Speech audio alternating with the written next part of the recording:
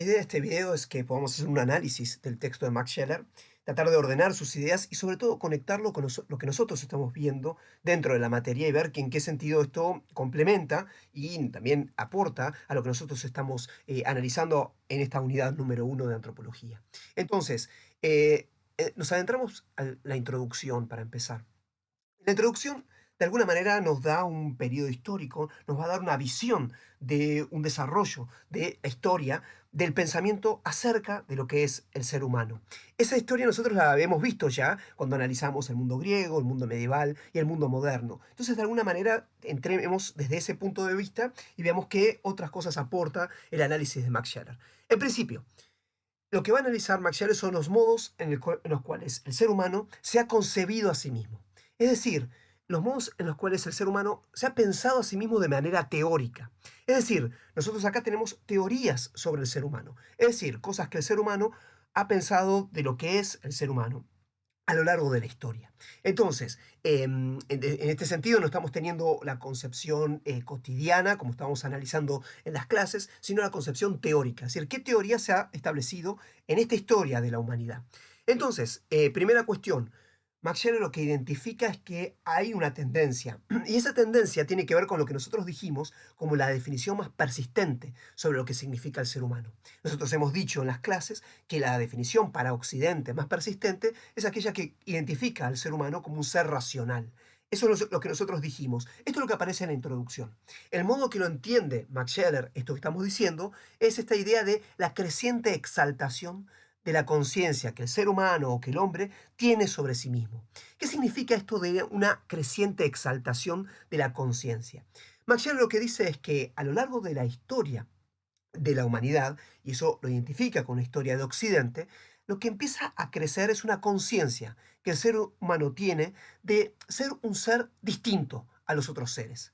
Esa sería la exaltación de la conciencia que el hombre tiene sobre sí mismo. Es decir, comienza un periodo, un proceso, mejor dicho, de separación del ser humano respecto a los otros seres. Entonces, vamos a decirlo concretamente, el identificarse al ser humano como un ser racional, por ejemplo, lo que hace es mostrar el carácter excepcional, el carácter único que tiene el ser humano respecto a otros seres. Entonces, la exaltación de la conciencia que tenemos sobre nosotros mismos se identifica, en principio, en la generación de una teoría que explique por qué nosotros somos distintos a otros seres. El hecho de hacer teoría ya muestra que nosotros somos excepcionales. Entonces, esta exaltación de la conciencia que tiene el ser humano sobre sí mismo implica uno, lo que aparece acá, ¿no? Una separación del ser humano respecto a los otros seres. Es decir, se concibe como un proceso, ¿no? Creciente, de, como algo separado a la realidad.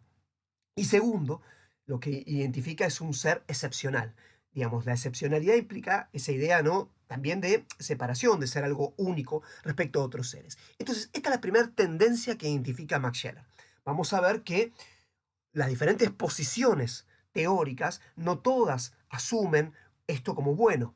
Vamos a empezar a ver posiciones disidentes con respecto a esta historia. Y nosotros de alguna manera identificamos que el fin de la modernidad es la creciente disidencia respecto a esta idea de que el ser humano es un ser excepcional y que es un ser separado y como tal tendríamos que identificar al ser humano con esta conciencia de su propia excepcionalidad. Entonces, ordenamos esta idea. Entonces, primera cuestión es, dentro de la historia de la teorización sobre lo que significa el ser humano, esta conciencia creciente de una idea de que el ser humano es distinto a los otros seres. Veamos cómo ordena esta historia. Entonces decíamos que la introducción establece esta tendencia en una historia. Ordena la historia Max Scheler de esta manera. Hay un comienzo inicial que habla de un mundo primitivo, de los primitivos en general se refiere Max Scheler, en el cual justamente no existe esta exaltación de la conciencia que el ser humano tiene sobre sí mismo. Es decir, no hay esta idea de una separación del ser humano respecto a los otros seres, concretamente los otros vivientes. Entonces, hay una unidad en el mundo primitivo entre el hombre y los demás vivientes. ¿Qué significa esto? De que no se lo destaca como un ser único al ser humano. Entonces, de alguna manera, uno esto lo puede ver en la mitología, de alguna manera hay una flexibilidad para pensar las diferencias entre los seres humanos y los animales, pero también podemos pensar con respecto a los dioses, es decir, las fronteras no están delimitadas. Entonces, por eso, de alguna manera, estas figuras que son de alguna manera antropomórficas, es decir, otros vivientes, como pueden ser los animales, pensados con almas humanas o con estructuras humanas, es decir, una especie de confusión entre todos los vivientes. Esto es lo que Max Scheler establece como una especie de prehistoria para el pensamiento antropológico. Es decir, antes de que aparezca esta conciencia de separación, lo que hay es una idea de unidad. Y de algún modo uno puede señalar algún tipo de mitología, pero esta idea del Minotauro y la idea de que en Grecia, ¿no? La mitología griega, que hay que vencer al Minotauro, es como hay que vencer esta confusión entre el animal y el ser humano, por ejemplo, pero también con respecto a los dioses. Entonces, esto va a ir creciendo en la historia de la humanidad y de alguna manera va fundamentando una teoría sobre lo que significa el ser humano. Entonces, que señala Max Scheler como característica de este pensamiento primitivo es lo que él denomina una democracia de lo existente. Democracia en el sentido de una igualdad de lo existente. Todo lo que existe es igual, todo lo que es, digamos, forma parte de una misma realidad homogénea. Esa realidad homogénea no marca diferencias, no marca saltos, no marca gradaciones tampoco, no hay grados. Todas esas determinaciones van a empezar a aparecer dentro de las teorías antropológicas que son posteriores a este mundo primitivo. Otra forma de caracterizar esta idea es la relación aditiva, dice Max Scheler, entre los seres. ¿Qué significa aditiva? Que se van sumando, ¿no? Una adición. Es decir, es un ser y luego otro ser, otro ser, otro ser. Pero no hay entre ellos ni separaciones, ni saltos, ni tampoco subordinaciones. Cuando uno suma, simplemente va poniendo una cosa detrás de la otra, va juntando. Esta idea de una conjunción. Es decir, la realidad es una gran conjunción de seres y que de alguna manera, insisto en esta idea, homogéneamente se confunden entre sí y de alguna manera no hay fronteras entre ellos. He dicho todo esto de una manera. De otra manera, perdón, no hay diferencias entre los seres, no hay saltos, no hay oposiciones tampoco entre los seres. Vamos a ver que cuando va creciendo esta exaltación de la conciencia del hombre sobre sí mismo, ese carácter de reconocerse que ser un ser excepcional va comenzando a establecer diferencias con los demás vivientes y va estableciendo oposiciones a veces con la realidad y a veces saltos. Es decir, que entre una realidad y la otra hay digamos así, un vacío, no hay una continuidad. Esto, insisto, es lo que vamos a ir viendo en las diferentes posturas que Max Scheler identifica. Si seguimos esta línea, entonces ahí podemos hacer un corte en el mundo primitivo, lo que aparece ya es esta exaltación, esta historia de la exaltación de la conciencia del ser humano. Entonces, a partir de acá, el hombre entonces se destaca sobre la naturaleza, es decir, se distingue de la naturaleza y se destaca como un ser que es superior a esa naturaleza. Ahí rompe con el pensamiento primitivo. Vamos a ver que esto se puede identificar hoy en la actualidad, cuando esta historia empieza a entrar en declive, esta historia de la exaltación del ser humano, lo que hay es una revalorización en la actualidad de este mundo primitivo. Entonces hay muchas posturas antropológicas que quieren de una manera reintegrar al ser humano en la naturaleza. Eso lo va a trabajar Max Scheler en alguna de las posturas, como vamos a identificar, que es un poco una contrahistoria de esta exaltación que identifica en la introducción. Por eso es interesante identificar, bueno, cuál es la historia y cómo nos ubicamos hoy con las diferentes teorías dentro de esa historia. Entonces, esta historia comienza, como nosotros lo vimos, con el mundo griego. En Grecia se hace ese corte, por eso decía este mito del Minotauro, y vencer, que el ser humano, el ser más poderoso de los seres humanos, venza al Minotauro, es vencer justamente el carácter animal en el hombre. Y eso es un poco también parte de esta historia creciente de la exaltación de la conciencia humana. Entonces, ¿qué aparece en el mundo griego?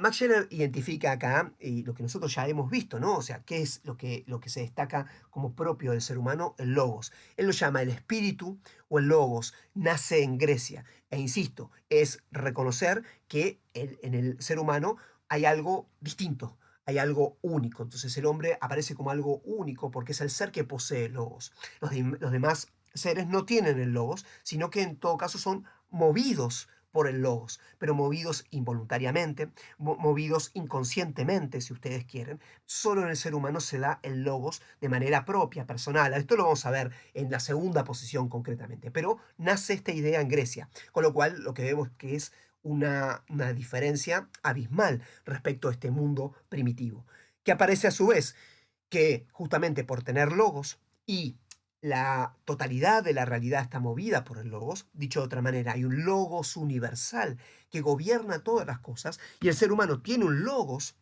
se puede unir de manera única con esa divinidad. Y ese es el carácter único. Es decir, no es que es el ser humano exaltado por encima de la naturaleza, sino que el ser humano tiene la característica de la divinidad. Entendida divinidad como aquello que gobierna todo. No necesariamente es la divinidad religiosa, sino la divinidad en el sentido de aquello que domina la totalidad. Si la totalidad está dominada por el logos y el ser humano posee esa chispa divina, posee esa misma naturaleza divina, quiere decir que el ser humano es exaltado por encima de los otros seres. Ese es el carácter único que tiene el ser humano, no por sí mismo, sino por la unidad con algo superior. Esto es un punto importante porque vamos a ver que en esa exaltación del ser humano lo que va a empezar a hacerse es que el ser humano empieza a estar por encima incluso de esa divinidad a medida que avanzamos en esta historia. Entonces, este inicio de la historia es separar al ser humano de los demás vivientes. Este es el comienzo de esta historia, insisto, de la exaltación de la conciencia que tiene el ser humano sobre sí mismo. Y dice Max Scheler que esto es creciente. Un punto de crecimiento aparece con el cristianismo. En el cristianismo, ¿por qué de alguna manera se exalta aún más esta conciencia que tiene el ser humano sobre su carácter separado y excepcional? Porque en la revelación cristiana, primer paso, Dios se hace hombre. Este es el punto que Max Scheler identifica como central. Si hay una encarnación de la divinidad en la humanidad, lo que está mostrando es que en la humanidad hay un carácter excepcional. Dios está en todas las cosas, dice el cristianismo, pero específicamente Dios se encarna como un ser humano, digamos, asume la condición humana con todo lo que eso implica para elevarla. Incluso, esto lo vamos a ver cuando veamos la primera posición, pero entonces claramente acá hay una exaltación, obviamente, de la naturaleza humana. O sea, el ser humano, si puede ser capaz de recibir, digamos así, la divinidad, indica que no es un ser entre otros, sino que es un ser excepcional. Y entonces, en ese sentido, lo que revela la encarnación es la filiación divina, es decir, que los seres humanos son hijos de Dios, así como el Hijo de Dios se encarna en la humanidad, junto con ello manifiesta, en tanto que hermanos de Cristo, manifiesta justamente que todo ser humano, de alguna manera, se une de manera personal con Dios. Entonces acá vemos una exaltación mayor. Ya no es simplemente tener el logos como una fuerza o como una condición universal de todas las cosas, sino ya es tener la relación personal con un Dios personal, que insisto, se encarna, se abaja hacia la creación, se encarna y sobre esa encarnación eleva a todos los seres humanos a la condición de hijos de Dios. Esto, insisto, aparece en el cristianismo y es parte de la historia de esa exaltación, de ese reconocimiento que, bueno, acá somos algo distinto y excepcionales con respecto al resto de los vivientes. Y el tercer momento que pone Max Scherer como esta historia en la cual el ser humano se destaca por encima de los otros seres en el medio de la realidad es la modernidad. Porque en la modernidad lo que se introduce ya es una exaltación del ser humano por sí mismo, ya no en relación a al logos universal, como en Grecia, ya no en relación a un Dios personal, como en el mundo cristiano, sino ya en la modernidad es la exaltación de la razón humana como aquello que está por encima de toda realidad.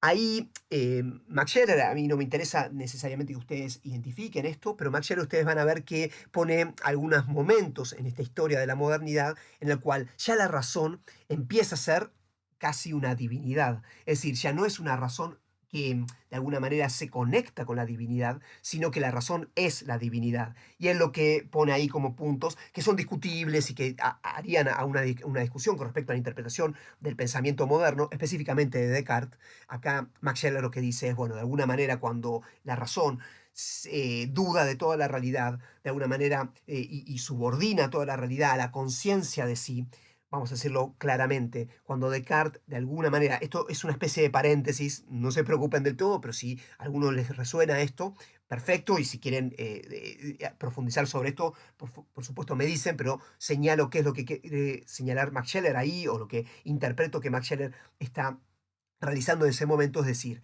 bueno, la conciencia que establece Descartes es que lo que es indubitable es el sujeto humano. Toda la realidad es subordinada al sujeto humano y el sujeto humano logra probar como primera medida que existe. Y la segunda medida es que existe Dios. De alguna manera hay una identificación entre la conciencia humana y la divinidad de manera directa, sin pasar por la realidad exterior. Ahí lo que está diciendo Max Scheler es que se empieza a identificar razón humana con divinidad.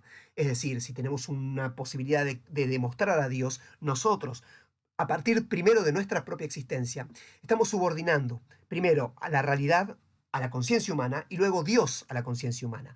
Se empieza a expandir esta conciencia de la razón humana, una razón que prueba, es decir, una razón científica y que ya se identifica con la divinidad y que en sí, a su vez, logra subordinar todas las otras dimensiones, incluso la dimensión de los sentidos. Dice, la razón está por encima de los sentidos y los sentidos son dubitables. En los sentidos me pueden engañar, pero la razón me permite esa claridad.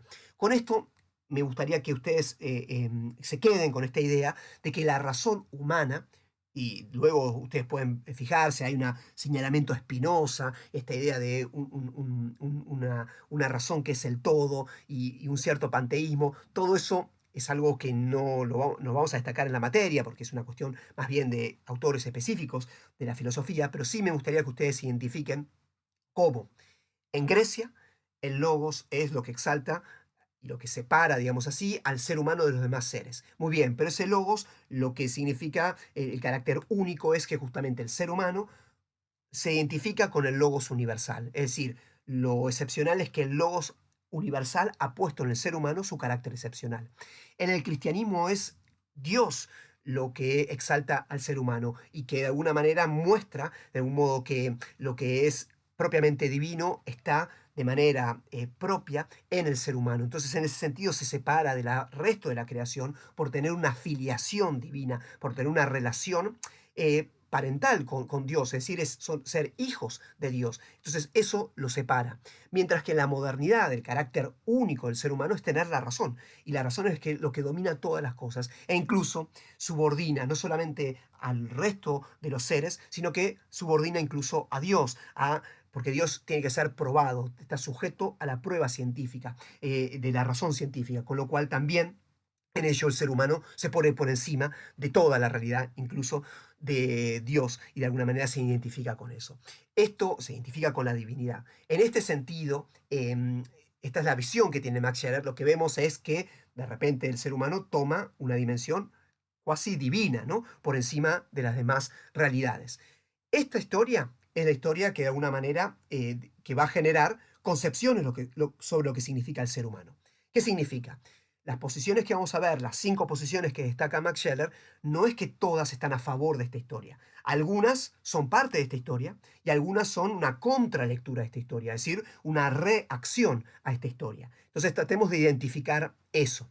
Como para empezar, la primera postura, digamos, las diferentes concepciones que vamos a ver a partir de esto, cuando pasamos la introducción, del 1 al 5, hay 5 posturas. La primera postura que vamos a ver, que es la concepción judeocristiana, claramente se ubica dentro de esta línea de la historia, según lo que establece Max Scheler, dentro del cristianismo. Esa sería la primera posición. La segunda posición es la de que identifica al ser humano como un ser que tiene logos, que él llama el Homo sapiens, el ser que piensa, ¿no? O sea, el homo, el animal, o en realidad el ser humano que piensa, que se identifica por el pensamiento. Eso claramente lo podemos identificar tanto en Grecia, porque justamente eso es lo que se destaca al ser humano, el logos, como la modernidad. Es decir, la segunda posición se ubica dentro de esta historia, pero no es lo mismo que el Homo sapiens se puede pensar, no es lo mismo en Grecia que la modernidad, pero lo que tienen en común es que los dos destacan del ser humano su carácter racional.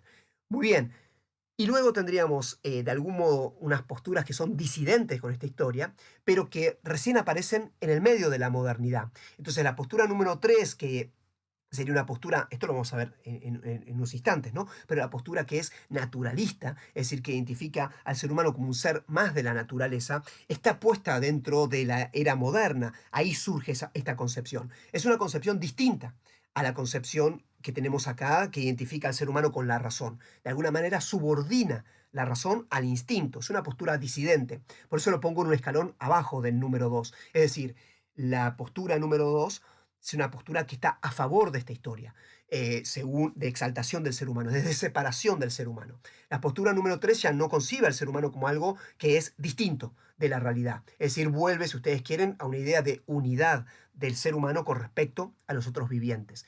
Por eso no lo pongo igual que el número 2. Está en disidencia con el número 2, pero aparece en el medio de la modernidad. Entonces ya tenemos una postura disidente con esta historia. Y la postura número 4 también es disidente con respecto a la número 2 y a la número 1, es decir, no está de acuerdo con esta historia, pero también se ubica en el periodo moderno.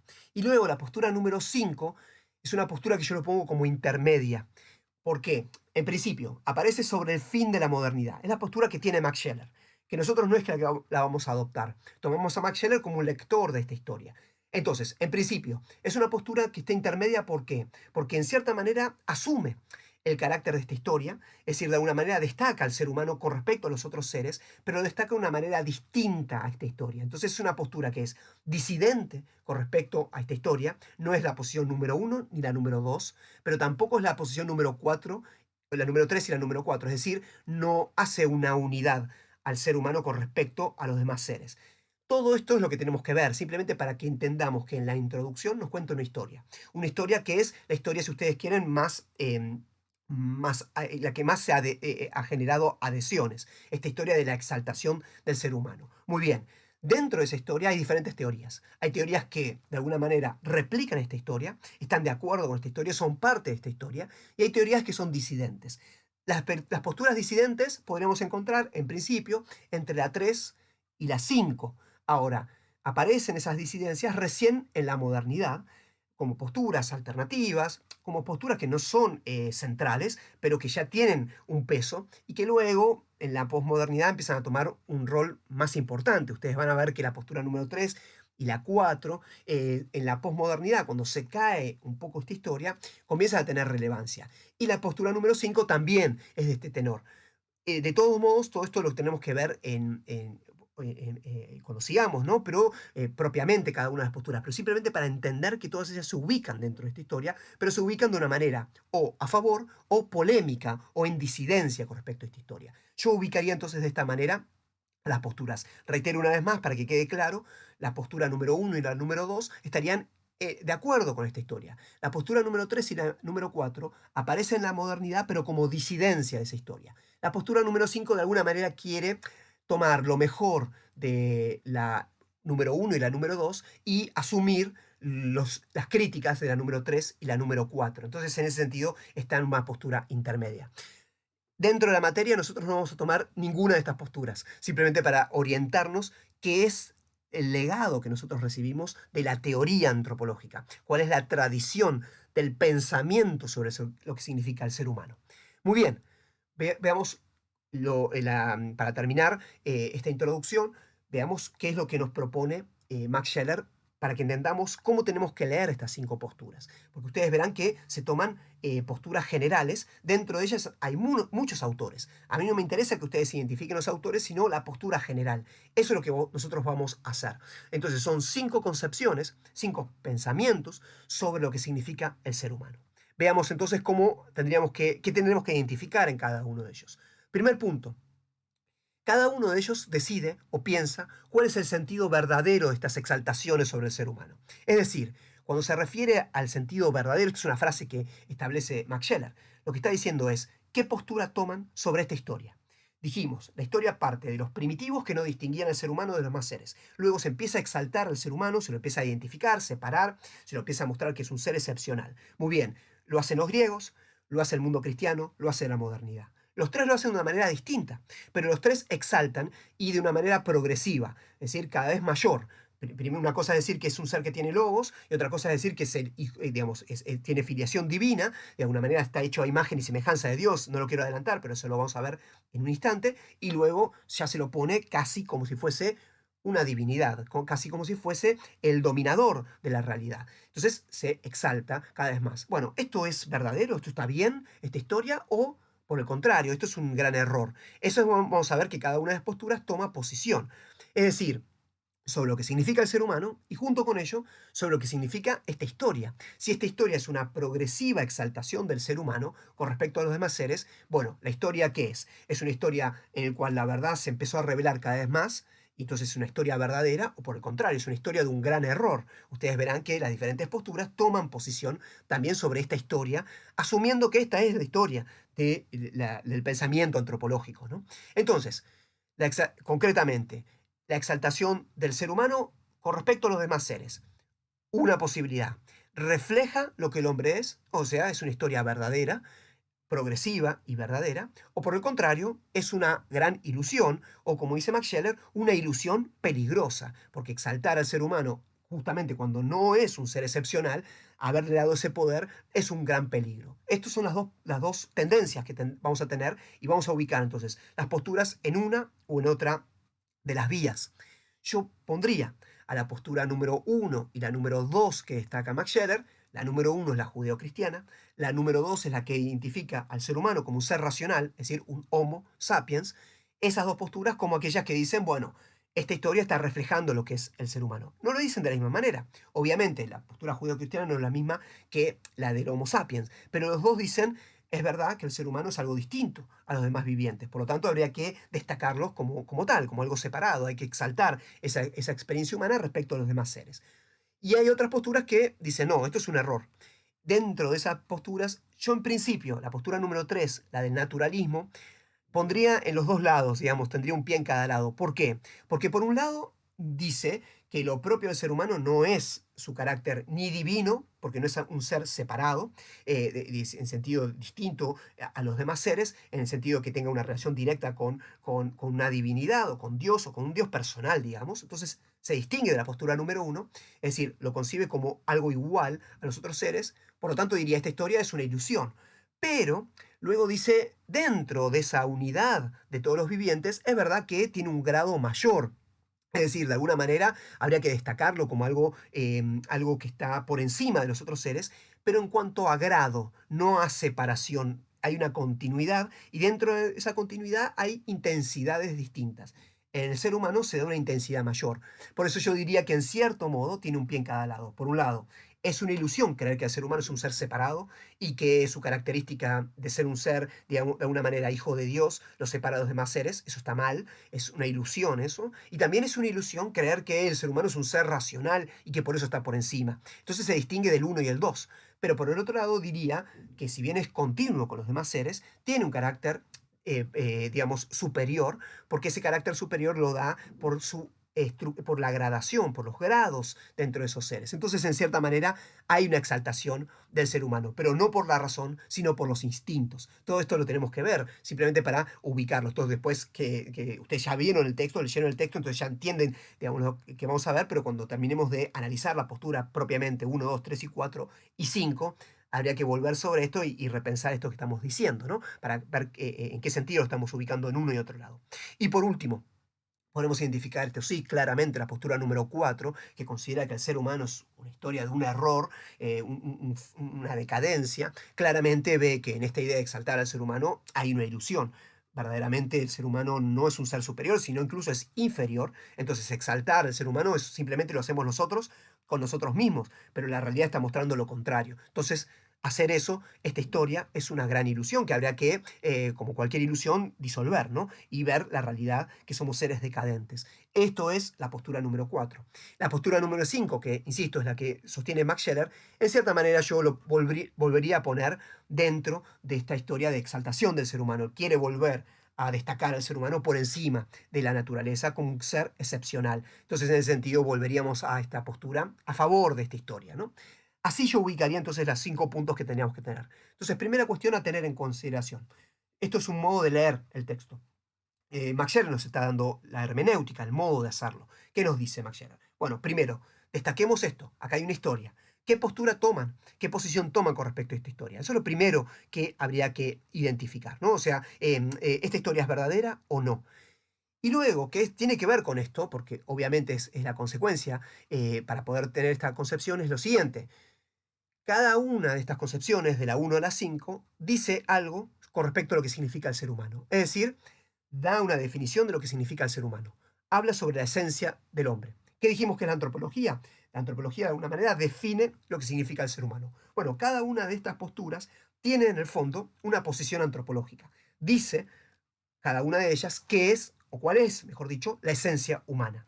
Junto con ello, si yo defino que algo es la esencia humana, la historia del desarrollo de la humanidad tendrá que ver o no con la esencia. Es decir, está a favor de ese desarrollo de la esencia o va en contra de la esencia humana. Entonces, el resultado de cómo se concibe lo que es el ser humano, dará lugar también a qué es la historia de la humanidad. La historia de la humanidad es una historia del desarrollo de esa esencia, o por el contrario, la historia de la humanidad va en contra de esa esencia, o la historia de la humanidad es ocultar la esencia propia del ser humano. Eso es tomar posición respecto a esta historia de la exaltación, como decíamos antes. Entonces, ¿qué tendremos que destacar? Uno, ¿qué piensan sobre la exaltación del ser humano como algo excepcional? Y dos, ver cómo concibe el ser humano cada una de estas posturas y qué posición tienen sobre la historia de la humanidad, teniendo en cuenta qué destacan como la esencia del ser humano. Esto sería la introducción. Entonces, fíjense que ya nos ponemos a ver posturas, pero no en el aire, como existen estas posturas sobre el ser humano. No, no. Hay una historia en la cual se destacó más una que otra. Bien, dentro de esta historia, ¿cómo se ubican las diferentes posiciones con respecto a lo que significa el ser humano? Las diferentes concepciones teóricas sobre el ser humano. Primera cuestión. Max Scheler dice algo que desde mi punto de vista luego no lo lleva a cabo siempre, entonces eso tengámoslo también en consideración. ¿Qué dice Max Scheler? Yo acá no vengo a juzgar nada. Max Scheler dice, yo quiero entender la postura en sí misma, dentro de su propia concepción, y ver cómo ordenan cada una de estas posturas la esencia del ser humano y la relación que el ser humano tiene con los demás seres. Eso es lo que quiere ver, la concepción desde dentro y no juzgarlas desde fuera. Eso me parece que no es algo que él tome todo el tiempo, sino que vemos cuál es la posición que él tiene con respecto a esas posiciones, simplemente destacar una cosa y la otra, el propósito y luego si lo logra o no, simplemente para tener eso claro. Lo digo concretamente con esto, la primera postura que toma, que va a evaluar, es la concepción judeocristiana. Esa sería la primera postura. El primer elemento que señala sobre esta postura, que es cierto, es que la concepción judeocristiana no es una concepción teórica, es decir, no es una concepción antropológica en el sentido de una teoría sobre el ser humano, sino que es una creencia, es del orden de la fe, es una revelación, no es algo que es fruto de la reflexión humana, sino es fruto de una revelación. Que luego haya generado reflexión es otra cosa. Que esté contenida implícitamente una concepción sobre el ser humano es otra. Es decir, no es lo mismo decir que es una concepción sobre el ser humano que decir que tiene implícita una concepción sobre el ser humano. Si tiene implícita, hay que explicitarla. Si hay que explicitarla, hay que utilizar la razón. Pero en sí misma no es algo fruto de la creación humana, sino en todo caso es una revelación. Se puede creer en ella o no se puede creer en ella, se puede considerar que es o no verdadera revelación de Dios, pero se toma como tal. Entonces ese es el primer punto de partida. Ahí, y este es el punto que quiero destacar, Max Scheler refiere a la concepción judeocristiana como un mito. Muy bien, cuando se refiere a mito, desde mi punto de vista lo que quiere decir es que es algo no fruto de la reflexión teórica. A eso se refiere, pero ahí es cuando yo digo que sale de la concepción interna. Es decir, dentro de la concepción judeo-cristiana no se considera que lo que se dice ahí es un mito. Ahí lo está mirando desde afuera, desde una mirada, digamos, teórica, que no ve que en esa concepción haya algo fruto de la razón, sino de una revelación. Por eso lo asocia con el mito. Esto es altamente cuestionable, es discutible si es o no la concepción judeocristiana o la revelación cristiana un mito. Yo sobre eso no quiero meterme porque no es lo importante para lo que nosotros estamos viendo, simplemente destacar que ahí Max Scheler toma una postura personal y en ese sentido podría uno decir que está bien o está mal, no ese es el punto ahora, sino mostrar que no está tomando la postura interna a la concepción judeocristiana, sino una mirada externa. Eso me parece una cierta contradicción con lo que él postulaba hacer. Pero esto es una nota a pie para que ustedes lo consideren o lo evalúen también. Entonces, tratemos de ordenar. Para cada una de estas concepciones, mi objetivo es ordenar el argumento. O sea, cómo es la estructura de la concepción judeocristiana, en este caso, y de cada una de las posturas. ¿Cómo es la estructura interna? Porque Max Scheler va dando elementos, pero de manera, me parece a mí, desordenada. Si uno ordena cómo se conciben cada una de esas posturas, creo que es más fácil después de comparar. La idea que vamos a ver a partir de ahora es ver la concepción y luego hacer un cuadro comparativo entre las diferentes posturas, para hacerlo lo más ordenado posible. Entonces, la posición que todos van a tomar van a tener que ver con la existencia de los diferentes seres, perdón, no vivientes, de seres. Es decir, cada una de las concepciones, en este caso la judío-cristiana, destaca que existen ciertos seres, ciertos entes, los podemos llamar, entes simplemente significa ciertos existentes, que son minerales, para decirlo en general, ahí entra toda la realidad que es inorgánica, ¿no?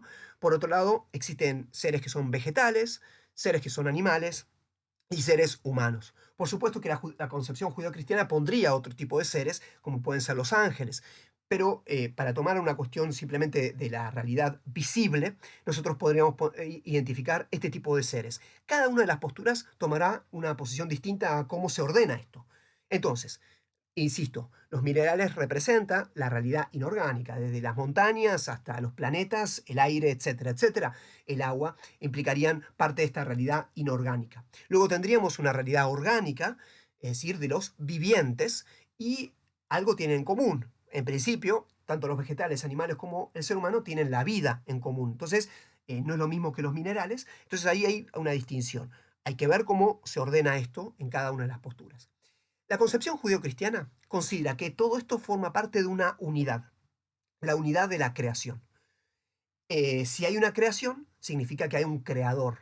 El creador está fuera de la creación, es quien, de alguna manera, justamente es el autor, ¿no? El creador es la palabra, de esa realidad. Entonces, la concepción judeocristiana lo primero que destaca es que hay un Dios que es personal. ¿Qué significa que es un Dios personal? No es un Dios anónimo, no es una divinidad, digamos, incognoscible, indeterminada, sino que es un Dios personal.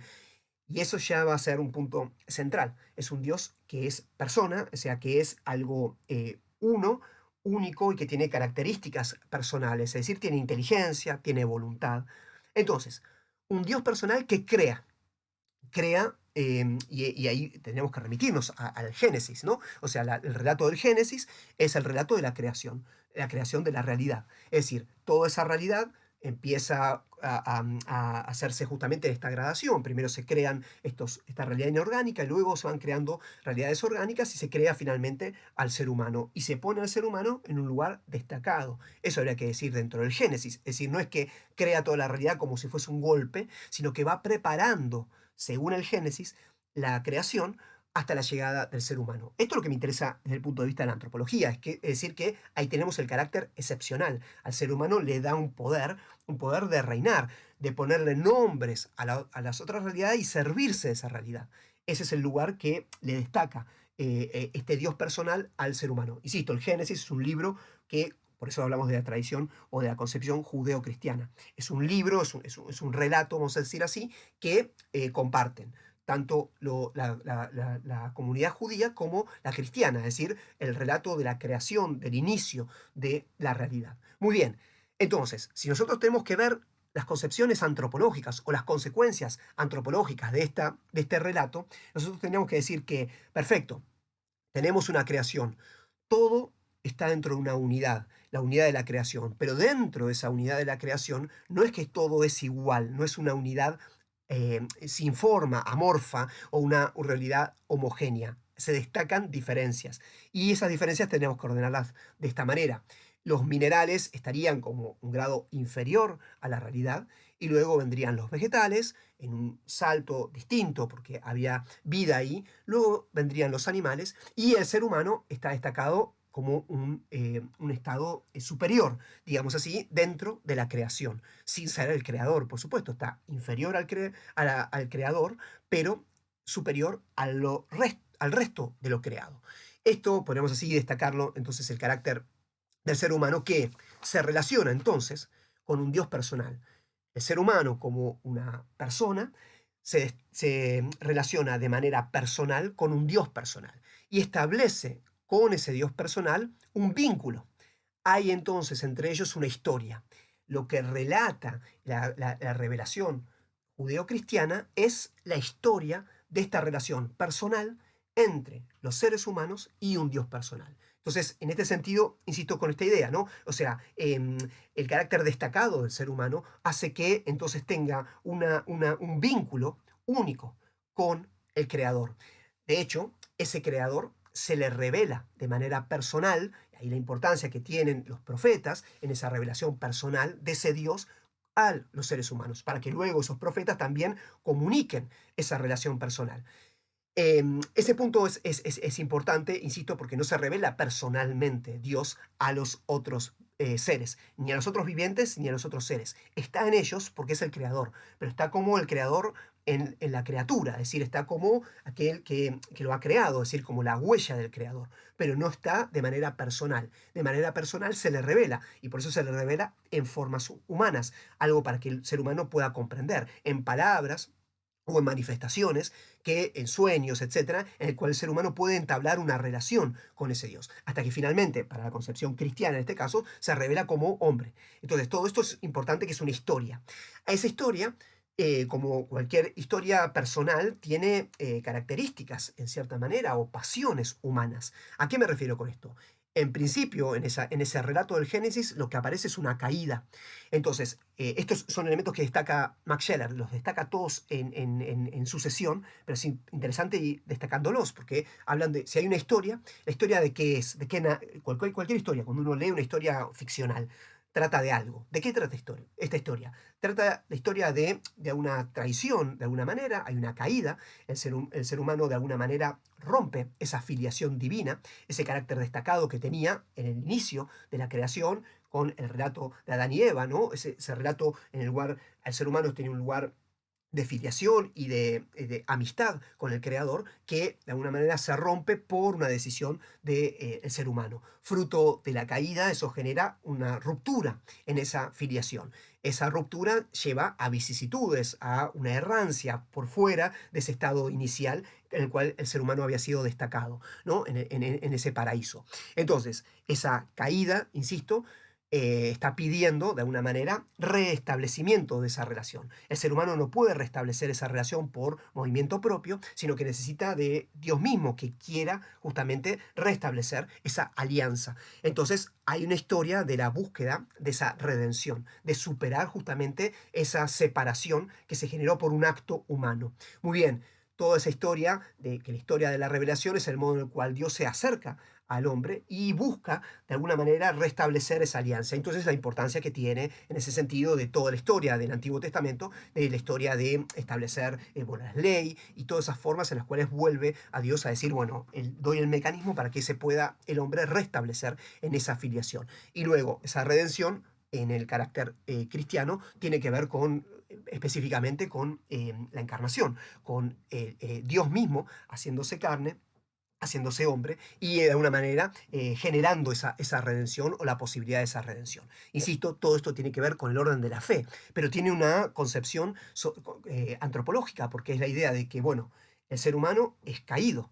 Es decir, el ser humano de alguna manera es capaz del mal, el ser humano necesita una redención. Todas esas figuras ustedes verán que aparecen, dice Max Scheler, en las otras posturas. O sea, esto ha generado toda una forma de pensar también al ser humano. Entonces es parte también de la historia antropológica. Por otro lado, bueno, hay una historia de la resurrección y hay una promesa de la resurrección. Hay una resurrección generada por Dios mismo, pero luego hay una posibilidad, una promesa también de una redención y una resurrección, perdón, para todos los seres humanos. Esta sería un poco entonces la historia obviamente sucintamente contada, de esta concepción judeocristiana. Entonces es interesante que hay una historia. El ser humano se ubica dentro de una historia y en la cual tiene que tomar partido en esa historia, porque de alguna manera es la tradición a la cual él pertenece, en la cual hay una afiliación a Dios perdida, restablecida, y de alguna manera uno personalmente tiene que tomar una postura con respecto a esa historia. Entonces, insisto, esto sería la concepción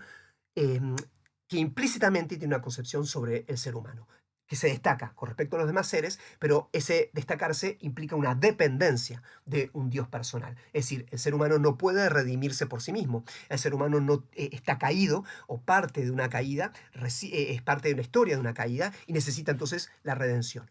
Muy bien, si nosotros hacemos una especie de cuadro que vamos a ir completando paso a paso, podríamos destacar lo siguiente.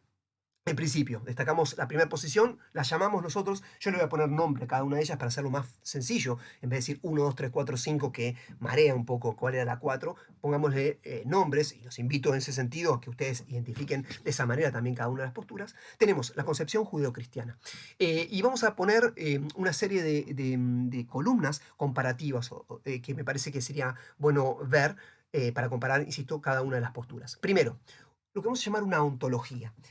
Todas las concepciones que vamos a ir viendo tienen una ontología. ¿Qué significa ontología? Acá no quiero marear con los nombres. Ontología tiene que ver con que cada una de ellas tiene una concepción sobre lo que significa la realidad. Concretamente es una postura sobre el ser. ¿Qué es el ser? Nosotros vamos a decirlo para que se entienda, una concepción sobre lo que significa la totalidad de la realidad. ¿Qué es el todo? ¿Qué es la realidad en general? Porque cada una de estas posturas pone al ser humano dentro de una realidad, dentro de un todo. Y ahí es importante, porque si nosotros creemos que el todo, como vamos a ver, es una creación, el ser humano se inscribe dentro de una creación, es parte de una creación. Pero si yo digo que la totalidad es la naturaleza, yo no estoy diciendo que es la creación, el ser humano se pone dentro de una realidad natural, en medio de una realidad natural, que no es lo mismo que decir en medio de una realidad creada. Entonces es importante destacar qué concibe cada una de estas posturas como el todo. Segunda cuestión que sería bueno destacar, ¿cuál es la esencia humana? Cada una de las posturas va a tener una posición que dentro de ese todo, bueno, el ser humano tiene una esencia. ¿Cuál es su esencia? ¿No? Como ya vimos qué significa la esencia humana o qué significa el concepto de esencia. También va a dar entonces cada una de estas posturas un sentido sobre la vida humana. ¿Qué significa ser un viviente humano? ¿Qué significa ser un ser humano, vamos a decirlo así? ¿Qué significa ser un hombre en el medio de esa realidad, de esa ontología? Entonces, ¿cuál es el propósito? ¿Cuál es el sentido de la humanidad? Cada una de estas posturas, según la esencia humana, también darán un sentido. ¿Qué significa ser un ser humano? ¿Cuál es la finalidad de un ser humano? Luego, cada una de estas posturas tiene una concepción sobre la historia de la humanidad. ¿Qué es la historia de la humanidad? Teniendo en cuenta siempre cuál es la esencia humana. Según lo que sea la esencia humana, será la historia. Y por último, me gustaría destacar cada una de estas posturas, qué posición toman con respecto a la razón. ¿Por qué destaco esto? Porque si nosotros dijimos que siempre se identificó, mejor dicho, más que siempre, la definición más persistente en la historia de la antropología es la de destacar al ser humano como un ser racional, bueno, qué postura toman cada una de estas concepciones con respecto a la razón, qué es la razón para cada una de ellas, me parece es algo interesante para destacar, para ver cómo trabajan en consonancia con esa historia de la razón del animal racional o en disidencia con respecto a ella. Entonces, primer punto, completemos el cuadro. ¿Cuál es la ontología en el judeocristianismo? Esto es un poco, vamos a ver la ontología implícita, no es que el judeocristianismo tiene una ontología, estamos mirando al judeocristianismo desde la antropología o desde la filosofía. Insisto, eso es importantísimo, distinguir judeocristianismo de concepción, digamos así, de teología, si ustedes quieren, o de postura filosófica o teológica respecto al judeocristianismo. Fíjense que Max Scheler dice que no es lo mismo. Es decir, la postura número 2 es la que identifica al ser humano como animal racional.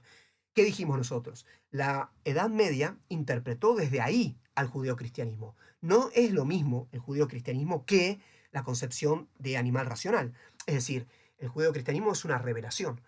Que pueda tener implícita una concepción sobre el ser humano no significa que la concepción que tiene el judeocristianismo es que el ser humano es un animal racional.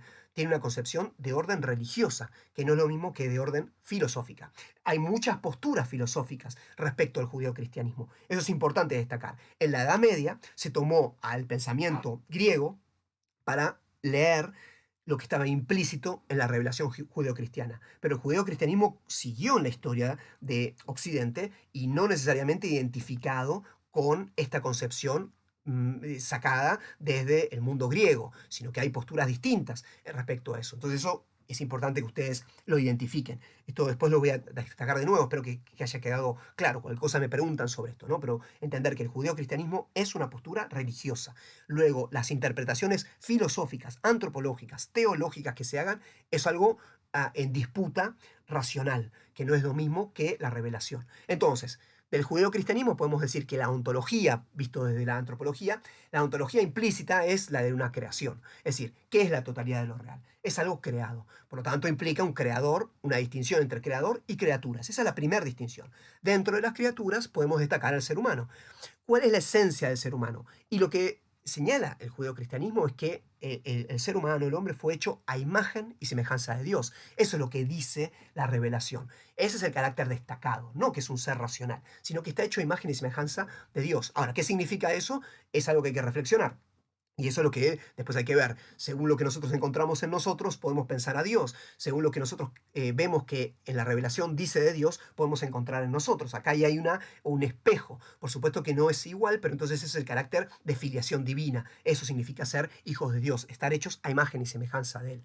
Ese es el carácter destacado. En ese sentido, ¿cuál es el sentido de la humanidad? Justamente restablecer esa filiación divina. Es decir, estamos hechos a imagen y semejanza de Dios, pero hemos roto esa alianza inicial a través de un acto.